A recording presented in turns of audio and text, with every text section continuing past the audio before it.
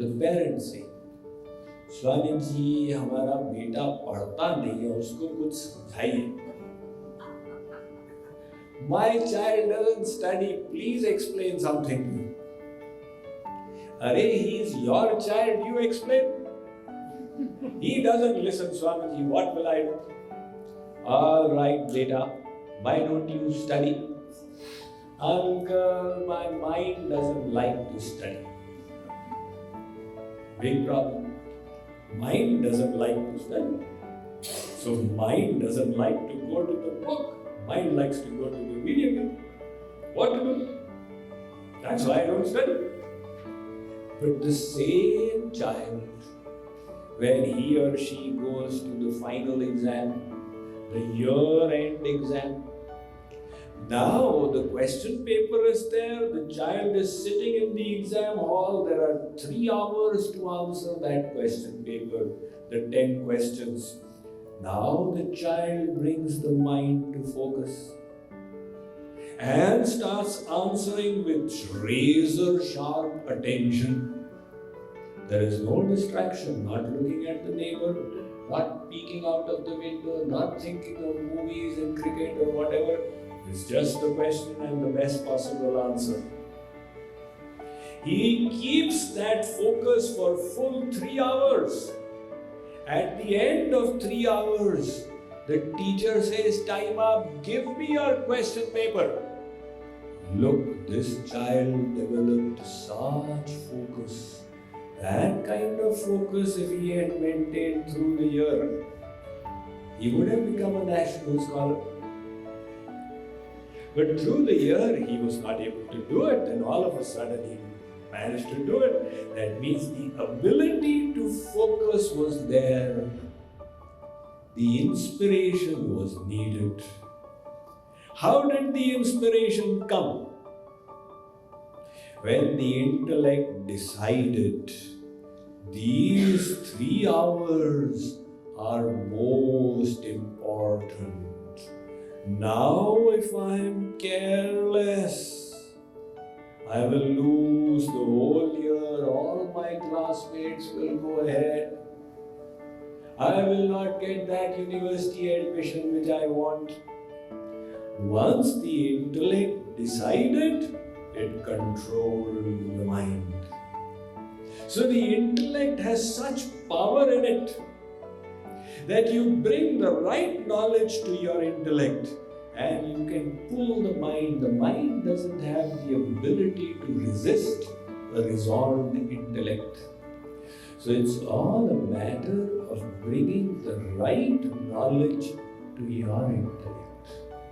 If you wish to be inspired in life, what do you need to do? Bring the proper reason to do your best and keep that knowledge in your intellect. You may have heard the story of Sant Eknath. He was a saint from Maharashtra.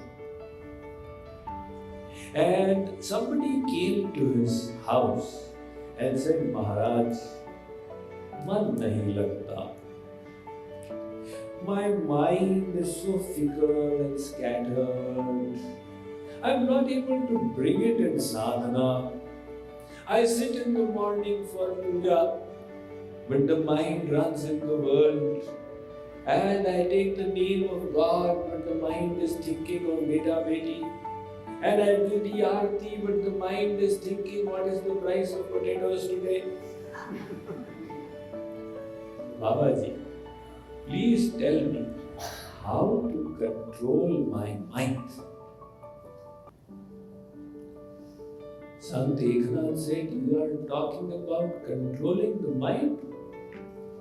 What I am seeing is you are going to die in 7 days. He said, really? A saint is telling me from his lotus mouth that I am going to die in 7 days. Maybe he's Trikahaldarshi, maybe he saw into my future, who knows? Hey Maharaj, this is a big, terrible news you have given me. What do I do now? Please help me. Atmaji said, look, don't worry so much. 7 days is a period.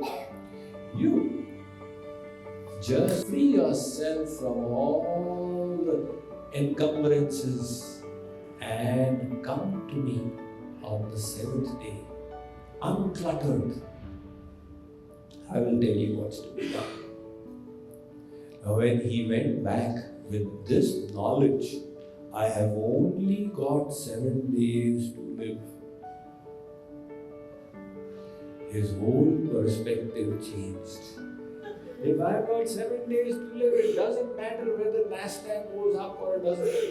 And it obviously doesn't matter whether the neighbor has got a bigger car or smaller car, because I'm going to leave my car in any case.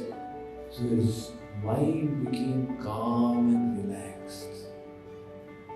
On the 7th day, he went, Maharaj, today is my last day.